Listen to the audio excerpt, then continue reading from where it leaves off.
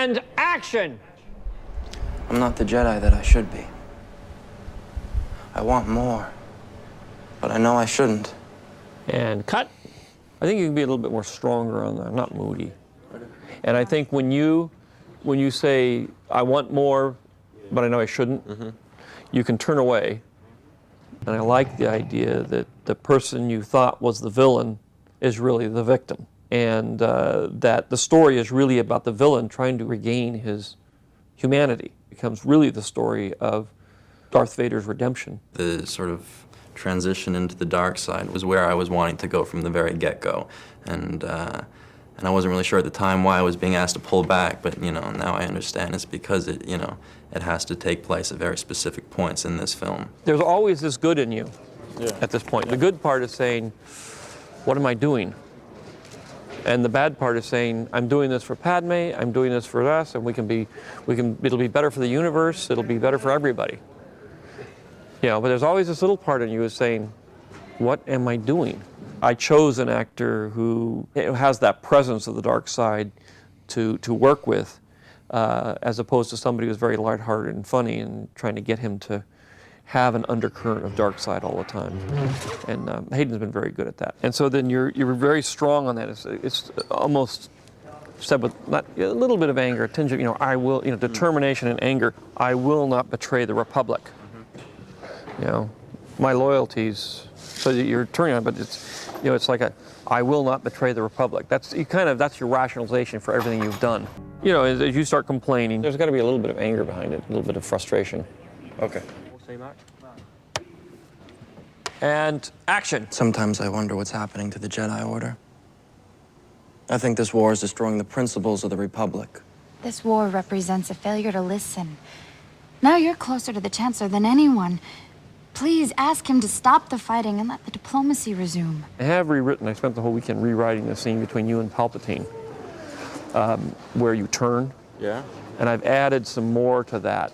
I've stretched it out a bit and made it given you a little bit more to go on in terms of him pulling you in.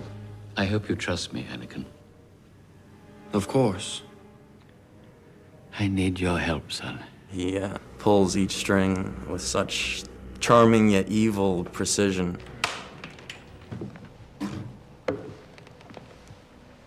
You wanted to see me, Chancellor? Yes, Anakin, come closer. I have good news. It happens once the Emperor starts to work on him and make him doubt things, make him doubt his relationship to the Jedi, make him doubt what is good in the universe. He throws out the possibility that he could keep his wife and save her from death.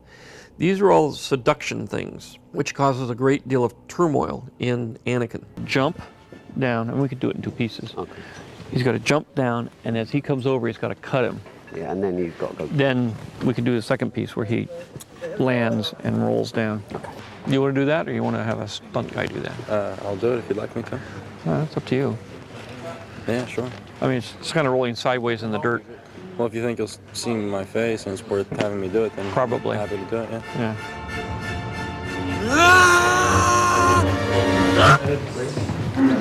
I'm gonna take 4. Big Mark. And action!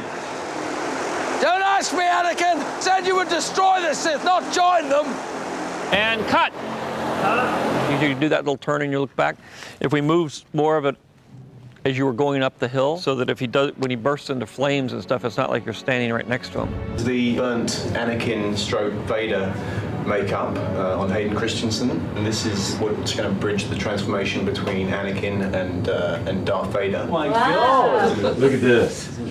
Oh, God! What's really freaky is that your eyebrows and your eyes, that you're in there. It's particularly That's the scene all the fans are waiting for. Yeah. For him to come out of that pit looking like this. Yeah. Another prosthetic was my first time having to be burned. Slide down this way, keep coming down, and then you're going to put your feet up here.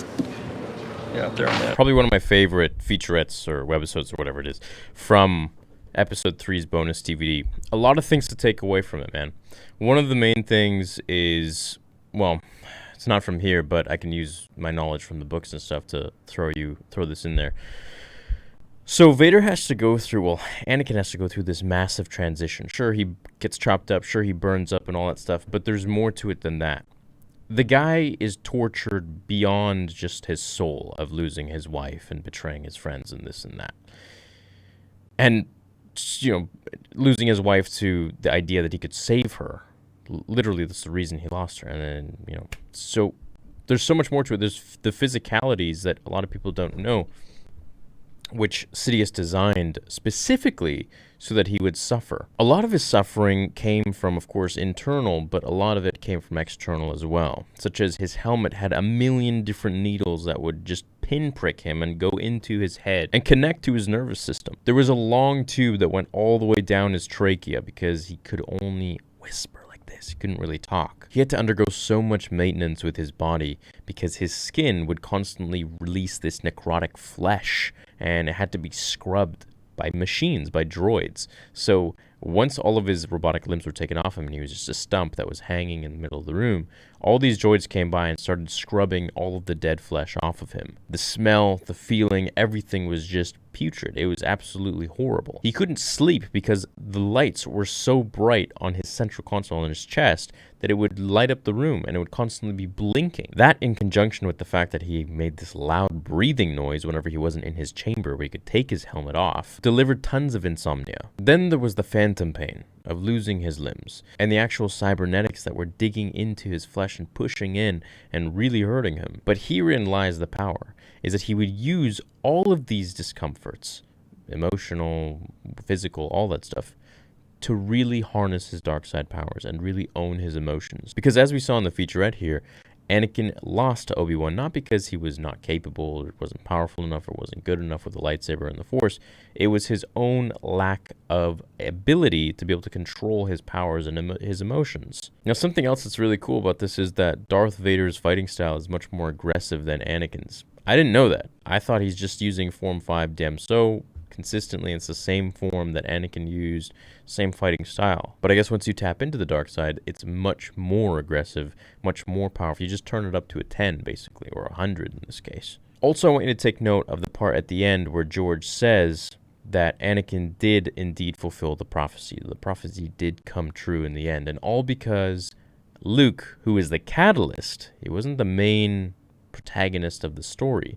He was the catalyst that brought Anakin outside of Darth Vader once again. Tons of really fine details and tidbits, and you can see how much care and precise attention Hayden Christensen put into his character of Anakin Skywalker. So all the flack that he gets, all the disrespect and the rude comments, they shouldn't exist because this man really did a good job in portraying who Anakin Skywalker is, and it's up to George Lucas's standards. And as George says he's doing a really great job with that, then we can't say anything. His acting was on par, and a lot of people like to dog that and stuff too, but you can't because, once again, George Lucas liked it for his character. But I will go even further. Hayden went as far as trying purposefully to be a bit monotone because of two things. The first, which I know is a fact, is because Darth Vader always sounded like that. And I've said this many times. Yes, my master. No, my master. What are we going to do? This is the way Vader sounded, so Anakin had to talk with this cadence at times to be able to match that when he went into the suit and became, James Earl Jones's voice. The second reason is a theory of my own. Dude, you gotta realize Anakin is extremely stressed out. He's being torn apart. On one side, he wants to be loyal to the Jedi. He's always wanted to be a Jedi, and that's his family. But on the other side, they disrespect him. They don't really care about him. They don't give him the attention and the respect and the ranking that he deserves. How would you feel that the people that you are so loyal to are really responsible for, A, holding your powers back, B, causing your mother to die? Because if they have only just listened to you, then you would have been able to actually go and help her and save her, and she'd be alive today. Which, ultimately, ironically, led to his turn to the dark side, because he's like, well, screw these guys. What the hell? I mean, I've lost everything now. I'm not going to lose Padme now next. And that was something that he always said, is that I'm not going to lose you too. He was always absolutely obsessed with being powerful. He blamed himself and his lack of power in not being able to save his mother. I wasn't strong enough to save you, Mom.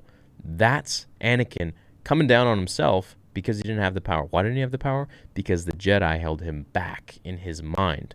And in a sense, They kind of did, dude. I mean, if they granted him the rank of master, he would have had access to the restricted section. Now, the restricted section was like, it just held everything. All the Sith holocrons, Sith artifacts, scrolls, information, books, the lore of the Jedi and the Sith. Everything he needed to know to be able to search for Darth Plagueis once Palpatine piqued his interest with this mysterious master who could cheat death.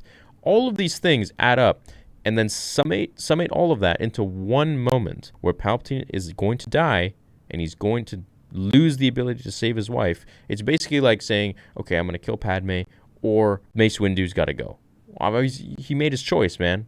So it's not that he was so loyal to Sidious. He was loyal to his emotions and his needs and his wants. And I think that's what makes Anakin such a flawed character and so relatable, and makes his arc as this young boy who has these starry-eyed dreams and visions to become this Jedi, this protector, this savior, so noble, this policeman of the galaxy, later goes on to become a criminal, later goes on to destroy the whole galaxy, do the opposite of what he set out to do because of the training and the guidance, lack of guidance that he had along the way.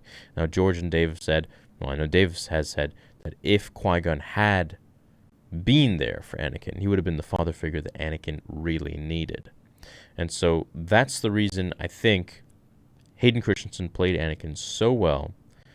Why Anakin Skywalker is such an interesting character, and Darth Vader is such an interesting character. And this is a lot of the things, these are a lot of the reasons that people don't understand when it comes to Vader, and why I think he's such a dynamic and cool character, and so relatable, because he is flawed.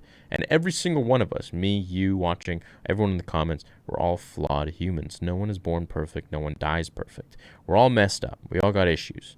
And it's life's journey that really teaches us how to deal with these issues, and if we're going to deal with them, if we're going to face them, and we're going to make them better, if we're going to make ourselves better or not, or we're going to give in to the temptations of the dark side and follow down this path that Padme cannot follow. So anyways, that's what I wanted to say about Anakin. I think it's a really interesting featurette documentary, and I'll catch you guys in the next one, which will be Obi-Wan, and then Sidious, and then we'll go through the whole shebang.